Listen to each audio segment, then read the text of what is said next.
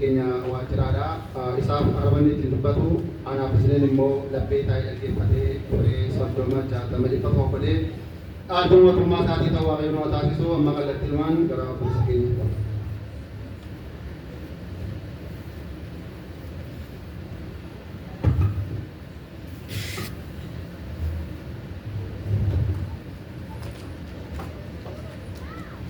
Akkamitti akka deddeebitanii adeeraa ilaallataa maqaa Abbaa kan Ilmaa kan Hafuura Qulqulluu sada Waaqayyo tokko ameen. Maqaa Abbaa kan Ilmaa kan Hafuura Qulqulluu sada Waaqayyo tokko ameen. Maqaa Abbaa kan Ilmaa kan Hafuura Qulqulluu sada Waaqayyo tokko ameen.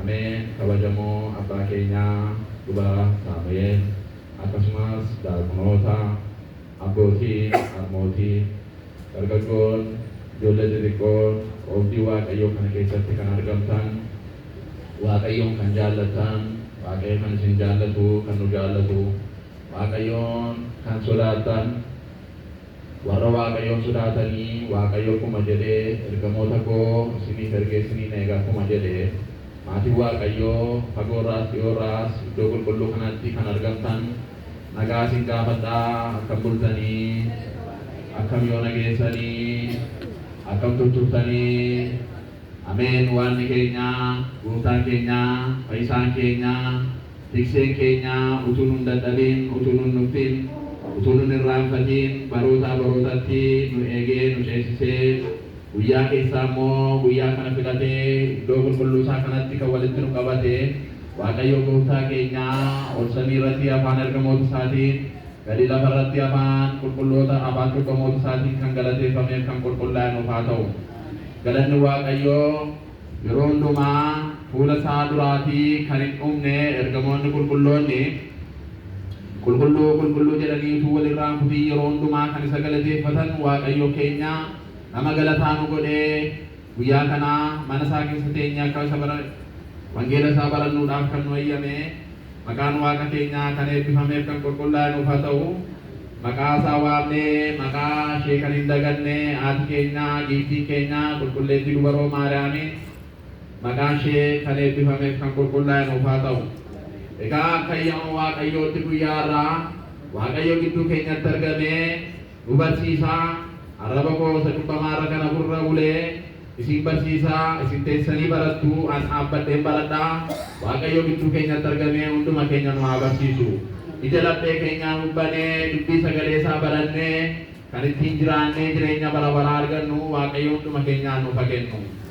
Egaa akkuma jalqaba dubbachuuf yaale mata duree godhannee guyyaa irraa kan waliin barannu akkamitti akka deddeebitanii aleelladhaa ilaalaa. Wangeela ergaa Efesoon boqonnaa 5 lakkoofsa 15 gubbaa irraatii jecha kana arganna sababa waaqayyoo. Efesoon 5 boqonnaa 5 lakkoofsa 15 hanga 16 irratti dubbifanneeti.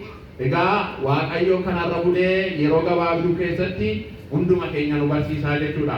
Waaqayyo gidduu keenyatti argamee akka nu barsiisu fedha isaa beeyyama isaa nuuf haa ta'u. Akkamitti akka deddeebitan aleelladhaa ilaalaa. Akka warra ogeessotaatti malee akka warra ogeessa hin taanetti hin jiraatinaa. Guyyoonni kun guyyaa galee waan ta'eef yeroo isiniif kenname utuu hin dabarsin itti hojjedhaa. Maqaan isaa kan eebbifameef kan qulqullaa'anuuf haa ta'u. Egaa lakkoofsa 16 gubbaa irraati maal jedhaa? Guyyoonni kun guyyoota galee waan ta'aniif yeroo isiniif kenname utuu hin dabarsin irratti hojjedhaa. Amma waa'ee maali haasofna saba waaqayyoo? Waa'ee hojii hafuuraa haasofna. Hojii amantii haasofna. Namni akkamitti akka deddeebi'uu qabu haasofna saba waaqayyoo. Gara mana waaqayyootti akkamitti akka deddeebi'uun nurra jiru wangeela kanarraa sirriitti hubachuu dandeenya saba waaqayyoo. Bara hamaa kana keessatti waaqayyo akkuma dubbate guyyoonni kun guyyoota galeedha. Waan ta'aniidhaaf yeroon immoo isiniif kennameera. yeroo kana utuu hin dabarsin irratti hojjedhaa nuun jedha. Bara garee keessatti Waaqayyo maal nuuf kenna? Yeroo nuuf kenna. Yeroo maalii? Yeroo nuun gara isaatti deddeebinu nuuf kennee jira Waaqayyo. Lala jechi kun gam tokkoon dhuga ba'umsa. Barri nuun keessa jiraachaa jirru bara garee akka ta'e Waaqayyo dhugaa nuuf ba'a. Bara garee kana keessatti immoo yeroo nuuf kennee gara isaatti akka deddeebinuuf immoo Waaqayyo ergaa nuuf dabarsaa jira saba Waaqayyo. Bara garee kana keessatti gara mana Waaqayyootti akka nu deddeebi'uu qabnu qulqulluu Phaawulos irra bulee akkuma warra Efesooniif barreesse Waaqayyo har'a kallattiin gara keenyatti dubbata saba Waaqayyo. Egaa utuu nutti dubbatin iyyuu warra isaa wajjin bakka inni oole oolanii bakka inni bule bulanii raadiin hojjetee arganii amananii qabeenyaa isaanii dhiisanii maatii isaanii dhiisanii bartoonni gooftaa keenya Yesuus Kiristoos isaa wajjin amma qaraaniyotti deemanii hafuura qulqulluu argatanii gara biyya lafaa kanatti yeroo isaan deemanii wangeela barsiisuuf jedhanii maalittiin jedhee wangeela Maatewos boqonnaa 10 lakkoofsa 16 gubbaa irratti kunoo ani akka hoolota yeeyyii gidduu dhalitti isin nan ergaa. Egaa akka bofaa abshaala ta'aa akka gugees garraamii ta'aatiin jedhe. Ilaala bartootuma isaatti iyyuu dursee dubbateera saba Waaqayyo. Hafuura qulqulluu argatanii humna Waaqayyo argatanii fayyisuu warra danda'an biyya lafaa kana warra qulqulleessuu danda'an warra karaa jal'inaarraa gara karaa qajeelinaatti gara Waaqayyootti saba Waaqayyoo qabuudhaan kiyyeessanii gara amantaatti warra jijjiiran warra deebisanii iyyuu ani akka hoolota yeeyyii gidduutti isin ergaa akka jechuun maal jechuudha? Barri isaanii illee akkasuma bara keenya ture jechuudha. Egaa saba Waaqayyoo isaaniin ogummaadhaan akka deddeebi'an ogummaadhaan akka isaan jiraatan bartoota isaatti illee Waaqayyo hin dheeraa jechuudha. Kanaaf guyyaa irraa Waaqayyo gidduu keenyatti argamne akkamitti akka deddeebinu nutti himaa jira saba Waaqayyo. Bara hamaa kana keessatti bara rakkisaa kana keessatti guyyoota gadhee kana keessatti Waaqayyootti akkamitti akka deddeebinu Waaqayyo guyyaa irraa gara keenyatti deebi'ee nu barsiisaa jechuudha. Waa'ee bara kanaa yoo irra kaafne ilaalle Roomee 12 lakkoofsa 2 gubbaarratti immoo maal jedha? Fakkeenya jireenya bara isa darbuu kana duukaa hin bu'inaa jedha. Ilaala saba Waaqayyoo fakkeenya jireenya bara isa darbuu kana duukaa hin bu'inaa. Akka jechuun maal jechuudha? Gara Waaqayyootti deddeebi'aa jechuudha. Jireenya foonii duukaa callumettanii fiiginaa jechuudha saba Waaqayyoo callumettanii fiiguu akka hin qabne Waaqayyo ergaa nuu dhaama saba Waaqayyo. Baroota hamaa kana keessatti namni darbuu danda'u nama gara Waaqayyootti deddeebi'uu duwwaadha saba Waaqayyo. Nama gara Waaqayyootti deddeebi'ee Waaqayyo isaa barbaadatu jechuudha. Nama amantaatti cimu jechuudha. Nama yeroo hundumaa fuula Waaqayyo dura dhaabbatee Oomaa sagadaanii bara hamaa kana keessa na dabarsi jedhee gara Waaqayyoo iyyuu duwwaatu bara hamaa kana keessa darbuu danda'a saba Waaqayyoo. Kanaafidha aleelladhaa ilaalladhaa. Ogummaan deddeebi'aa abshaalataa hiriyoonni keessan maatiin keessan firri keessan bara hamaa kana duukaa yoo fiigatee hin goyyoominaa jechuudha saba Waaqayyoo. Tarii bara nuun keessa jiraannu kana keessatti obboleessa obboleessa balleessuu danda'a, firri firra balleessuu danda'a.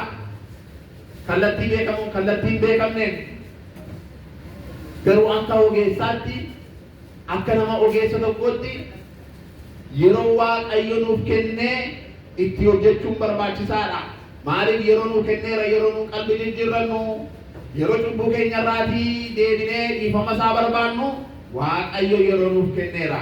Yeroon isaa immoo amma saba Waaqayyo gara Waaqayyootti deebi'uun amma gara Waaqayyootti iyyuun amma utuu fooniif lubbuun keenya nu keessa jiru Waaqayyoon barbaadachuun amma mana Waaqayyoo keessa jiraannee fayyina barbaaduun amma qalbii jijjiirrachuun amma sababa Waaqayyoo. Kanaaf yeroo keessan hin dabarsinaa jedha, yeroo keessan irratti hojjedhaa jedha.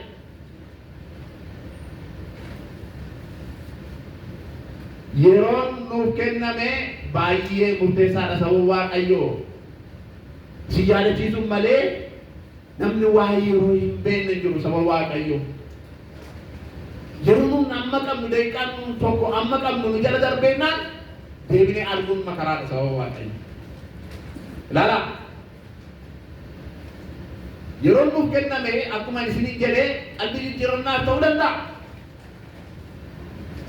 Waaqayyo wajjin jiraachuu ta'uu danda'a. Fayyina barbaaduu ta'uu danda'a. Waamichi Waaqayyoo gara keenya dhufeennaan ani qalbii jijjiirranne jechuun hin jiru sababa Waaqayyoo. Ani fooniif dhiiga kee hin fudhanne jechuun hin jiru sababa Waaqayyoo. Anoo fayyina kee hin barbaanne mana kee keessa hin jiraanne fuula kee dura hin jiraanne jechuun hin jiru sababa Waaqayyoo. Kanaaf waa'ee yeroo kan nuuf kenname akka nun irratti hojjennu Waaqayyo kan nu yaadachiisu guyyaarra kanaaf. Roomee boqonnaa 13 lakkoofsa 11 gubbaa irratti maal jedha? Yeroon itti dura amanne caalaa amma guyyaan fayyinaa waan nutti dhiyaate yeroo kun yeroo itti hirribaa dammaqnu isinirra jiru ta'uu isaa beekaa jedha. Yeroo itti duraan amanne caalaa yeroo ammaan kunedha. Guyyaan ammaan kun guyyaa fayyinaa waan ta'eedhaaf yeroo itti hirribaa dammaquu qabnu ammaa. Hirribaa dammaquu jechuun maal jechuudha? Gara Waaqayyootti deemuudha malee fooniin rafuu jechuu miti. Sanuun halkan rafnu boqonnu sana miti. Jireenya foonii keessaa gara jireenya hafuuraatti deemuun ammaa jechuudha. Yoo kallattii Waaqayyoo irraa bannee jirra ta'e kallattiin gara Waaqayyootti nu deemsisu gara isaatti deemuun nurra jiru ammaa jechuudha. Yeroo fayyina ammaa jechuudha. Wangeela qulqulluu keessatti waa'ee yeroo iddoo baay'eetti ta'ee jira sababa Waaqayyoo. Kanaaf Waaqayyoyyuu yeroo isaa eegeetiti anaaf isinii fayyisi sababa Waaqayyoo. Addaam gaafa iddoo fayyinaa iddoo Waaqayyo isaaf kennee cubbuu hojjetee goyyoomee mana bara baraa sana keessaa gad darbatamee Waaqayyo yeroo kenne yeroo kaa'eef sanyii kee irraa dhaladheen waggaa 5,500 dhufeensi fayyisaati jedhe sababa Waaqayyo. Lara waggaan kaamu yeroodha jechuudha. Dhala namaafis akkasuma waa'ee yeroo kaa'u yeroo itti duraan amanne caalaa yeroo kuni yeroo itti qalbii jijjiirrannu yeroo itti hirribaa dammannee gara Waaqayyootti deebinu ta'uu isaa beekaa jedha sababa Waaqayyo. Maaliif? Guyyoonni jedhaman kun guyyoota galeedha. Guyyaa Waaqayyoo dhufaatii koo keessaa isa jalqabaa ciniinsuu jalqabaa mallattoon isiniif kenne jedhee dubbate waan raawwataa jiruudhaaf yeroo isa duraanii caalaa yeroon kun baay'ee barbaachisaadha sababa Waaqayyoo. Qorontos 2:2 gubbaa irrattis kunoo guyyaan fayyina ammaa jedha. Kunoo guyyaan fayyina amma. Kanaaf sababa Waaqayyoo warri qalbii jijjiirrachuudhaaf ganaa pilaanii baasaa jirru, yeroo kennaa jirru, baraan lakkaa jirru, guyyaan lakkaa jirru, waggootaan lakkaa jirru. Maal jedha Waaqayyo? Kunoo guyyaan fayyinaa ammaa jedha sababa Waaqayyo. Adaraa sagalee Waaqayyo guyyaa irraa maal nu gorsaa? Lubbuu keenyaaf fayyina yeroo akka laanne yeroo nuti itti fayyuu qabnu yeroo nuti itti qalbii jijjiirrachuu qabnu amma ta'uu isaa beekuun dura jira sababa Waaqayyo. Dhalli namaa biyya lafaa kana keessatti karoora adda addaa baafata, sagantaa adda addaa kaata, yeroodhaan baraan ji'ootaan lakkaatee jireenya foon isaatii keessatti akkamitti akka jiraatu karooraan baafatee jiraata. Ogeessi tokko namni ogeessa ta'ee yeroo maatii isaatiif yeroo baasa, hojii isaaf yeroo baasa, fira isaaf yeroo baasa, ijoollee isaaf yeroo baasa. Hojii afuuraa keessatti garuu yeroo qalbii jijjiirannaa keessatti qoosawu Waaqayyo. Wal faallessa jireenyi foonii fi jireenyi afuuraa kanarratti beekuun nurra jira jabaannee beekuun nurra jira. Ogeessa ta'uun nurra jira. Kallattii Waaqayyootti deemuudhaaf mana Waaqayyootti deemuudhaaf fuula Waaqayyoo duratti dhiyaachuudhaaf akka isa jireenya foon keenyaa yeroo baafannu karoora baafannu sanatti hin hojjetu jechuudha sababa Waaqayyoo. Maaliif yeroo waamamuun keenyaa yeroo itti gara Waaqayyootti deemuun keenyaa hin beekamu yeroo qabu akkasuma. Akkasuma qophaa'aa jiraadha jira Waaqayyo. Qophaa'aa jiraadha. Yeroo hundumaa nama qophaa'ee jiraatutu Waaqayyo jaalala isaa, kennaa isaa, eebba isaa gara isaatti deebi'a. Namni qophaa'ee jiraatu deemuudhaaf hin sodaatu, taa'uudhaaf hin sodaatu, dhaabbachuudhaaf hin sodaatu. Wangeela qulqulluu keessatti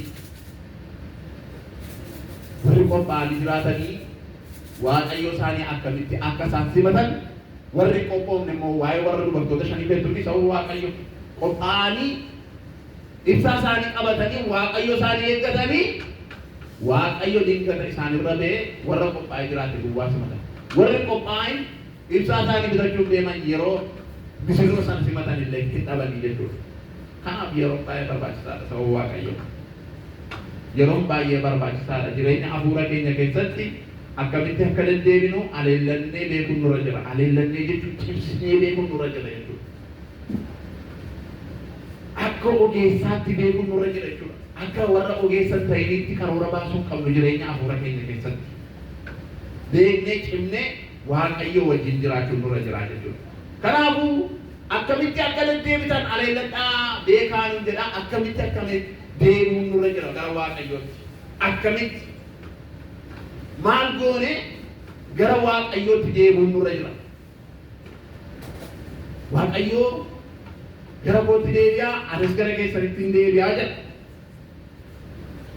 Darbee immoo akkamitti akka deddeebitan ilaalladhaa jedha. Haleellaa cimsaa ilaalladhaa jedha. Akkamitti akka deemnu gaa sababa Waaqayyoo tokko lama jennee waliin ilaalla. Waaqayyo gidduu keenyatti argamee hunduma keenya akka nu eebbisu fedha isaa biyya masaa nuuf haa ta'u. Akkamitti gara Waaqayyootti akka deddeebi'uu qabnu tokko akka seera Waaqayyootti. Akka seera Waaqayyootti namni deddeebi'u maal jedha seera Lewwotaa keessatti boqonnaa 26 lakkoofsa 3 gubbaa irratti isin akka seera kootiitti yoo deddeebitanii abboommii koos yoo eegdanii akkasitti yoo hojjettanii yommus ani immoo bokkaa koo yeroodhaan isiniifan roobsaa isiniifan kennaa lafti keessan ni eebbifamaa mukni keessan ni eebbifamaa barri keessan ni eebbifamaa eebba koo bara baraan nyaattu jedha saba Waaqayyo. Namni akka seera Waaqayyootti deddeebi'u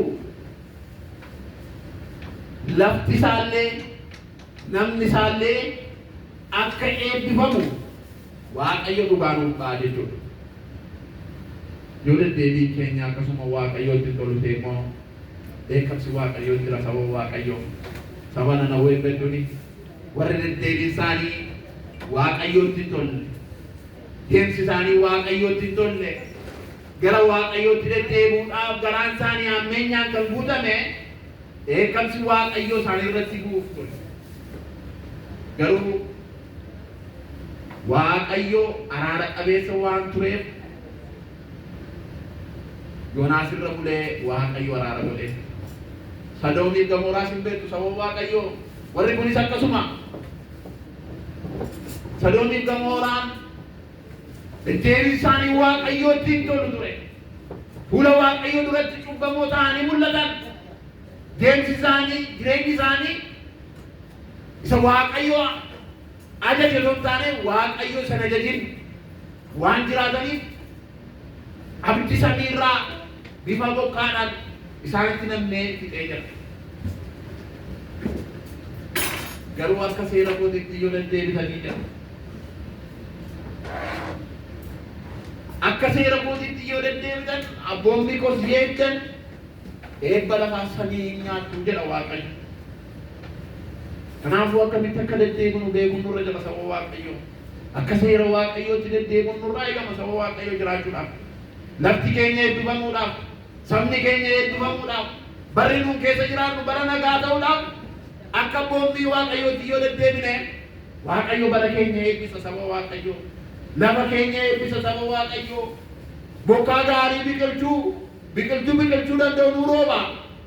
Bokkaa saamaa nama fixu, balaa geessisu, qabeenyaa barbadeessu otoo hin taane bokkaasa Waaqayyo biqilchee nu nyaachisuu danda'u illee nu roobaa jechuudha saba Waaqayyo.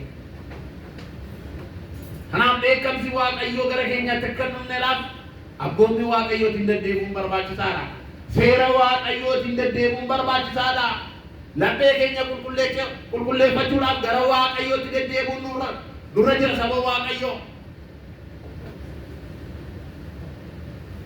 Lala namni Waaqayyoon beeke gara Waaqayyootti deddeebi'u lafti isaa manni isaa hin eebbifamaa jechuudha. Gaa'elli isaa illee hin eebbifamaa jechuudha.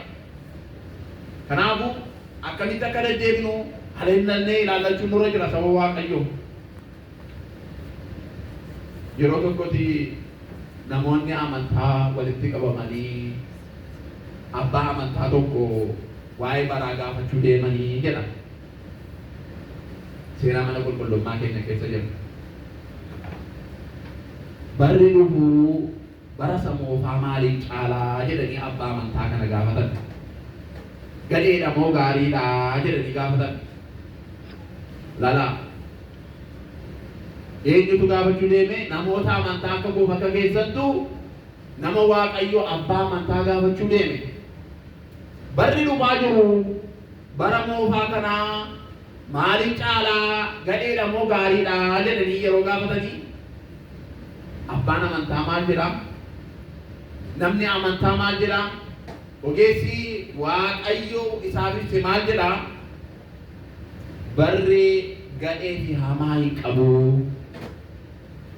Barri gadhee fi hamaa hin qabu. Gadhee fi hamaa kan qabu namaadha jedhee saba Waaqayyo. Laala dubbii kana cimsaatii bilcheessaa ilaalaa saba Waaqayyo. Waan amman isinitti meejjuu wal qabata waan ta'eef. Yoo isin qajeeltanii akka seera Waaqayyootti deemtanii jedhe abbaan amantaa kun. Barri keessan bara gaarii ta'a jedhe. Yoo isin akka garaa keessanitti akka jireenya foon keessanitti deemtu ta'e immoo jedhe barri keessan bara gadhee ta'a. Kanaafuu qalbii keessan jiraadhaatii akka Waaqayyo isin abboometti barri keessan akka bara gaarii ta'uudhaaf abboommi Waaqayyo eegaa deddeebi'aa jedhe. Namatti tolu saba Waaqayyo. Ana dabalatee sin dabalatee barri 2000 akkasii bara gadhee ture. Barri 2000 akkasii immoo bara koo ture jennee yeroo waan hundu jiru anaasee beeka dhugaadha isiniin jedha. Hunda keenya taasaa. Garuu abbaan amantaa kanarra bulee Waaqayyo maal nuun jedha? Barri gadhee hamaa hin qabu. Gadhee hamaa kan qabu dhala namaati biyya lafaa kanarra gaafa jiraatu jedha. Qajeeltanii akka qajeelummaa keessanitti Waaqayyo duratti yoo deddeebitan barri keessan bara qajeelaa ta'a, bara eebbifamaa ta'a jedhe. Yoo hin qajeeltan ta'e immoo akka abboonni Waaqayyootti hin deebitan ta'e immoo barri keessan bara gadhee ta'a jedhe. Qajeellee deddeebinee barri keenya bara eebbifamaa akka ta'u Waaqayyo hunduma keenya nu haa gargaaru. Waaqayyo humna isaa nuuf haa eebbisu. Egaa kanaafidha akka seera Waaqayyootti yoo deddeebine barri keenya bara eebbifamaa ta'a jechuudha saba Waaqayyo. Sabni keenya saba eebbifamaa ta'a jechuudha. Biyyi keenya biyya eebbifamaa ta'a jechuudha. Yoo seera akka seera Waaqayyootti deddeebinu ta'e garuu barri keenyas egaa Waaqayyo bara gaarii nuuf haa godhu. Bara gaarii nuuf haa godhu. Inni lammaffaanii gabaabsinee yeroo keenya wajjin deemuudhaafi akkamitti akka deddeebiin nurra jiru gooftaa keenya fayyisaa keenya Iyesuus Kiristoosin ilaallee akkuma nama isiniin jedhe yaada qalbii keenyaa jijjiirrachuudhaaf gara mana Waaqayyootti deddeebiin nurra jira jechuudha. Yaada qalbii keenyaa jijjiirrachuudhaaf cubbuu keenyatti fayyuudhaaf akka nuti deddeebi'u nurra jira. Gaafa mana qulqullummaatti deddeebinu yaada qalbii keenyaa jijjiirrachuudhaaf deebi'u nurra jira sababa Waaqayyo. Ani cubbamaadha, ani yakkamaadha. Fuula Waaqayyo duratti gaarii hojjete hin qabu. Waaqayyo gaarii akka gaarummaadhaan gara koo akka deemuudhaaf cubbuu kootiif dhiifama barbaachuudhaaf gara mana isaatti hin deddeebi'aa jenne of hubachiifne of amansiifne inni haadha manaa qabu haadha manaa isaa ilaaluu otoo hin taane inni abbaa manaa qabu abbaa manaa isaa ilaaluu qabu abbaa manaa isaa ilaaluu qabu otoo hin taane Waaqayyo fayyisaa ta'uu isaa ilaallee deddeebi'uun nurra jira. Waaqayyo fayyisaa ta'uu isaa ilaallee deddeebi'uun nurra jira. Abbaa araaraa ta'uu isaa ilaallee deddeebi'uun nurra jira. Cubbuu koodhaaf dhiifama naaf godha jennee amannee amantiidhaan deddeebi'uun nurra jira sababa Waaqayyo. Yoo akkas ta'e deddeebii keenyatti Waaqayyoon gammada. Waaqayyo nutti gammade jechuun wanti nuun amma jechaa turre hunduma isaa Waaqayyo biraa argannaa jechuudha sababa Waaqayyo. Kanaaf laphee Waaqayyo inni jedhamu abbaan keenya Daawit faarsaa isaa 116 lakkoofsa 9 gubbaa irratti ani fuula Waaqayyo duratti hin deddeebi'ee jedha. Ani fuula Waaqayyo duratti hin deddeebi'ee. Namni fuula Waaqayyo duratti deddeebi'u eebba argata malee abaarsa hin argatu sababa Waaqayyo. Namni fuula Waaqayyo duratti deddeebi'u araara argata malee badiisa hin argatu sababa Waaqayyo. Akka saba Nanawwee gara Waaqayyootti deebi'anii fuula isaanii hundumtuu inni horiinis inni mootonnis haadhis abbaanis ijoolleenis gara Waaqayyootti deddeebi'anii fuula isaanii gara Waaqayyootti kennanii araara argatanii jechuudha. Araara argachuudhaaf gara mana Waaqayyootti deddeebi'uun nurra jira sababa Waaqayyo. Kanaafidha fuula Waaqayyo duratti deddeebi'ee jedhee abbaan keenyaa laphee Waaqayyo Daawit akka ittiin dubbate jechuudha. Nunis fuula isaatti deddeebinee eebba bara baraa jireenya bara baraa Waaqayyo biraa akka argannu Waaqayyo hunduma keenya nu haa gargaaru. Akkamitti akka deddeebitan adeelladhaa Waaqa nu kakaasee nu xumursiise Waaqa nu barsiise Waaqa abbaa Waaqa ilmaa Waaqa fura qulqulluu kadhannaa ta'u.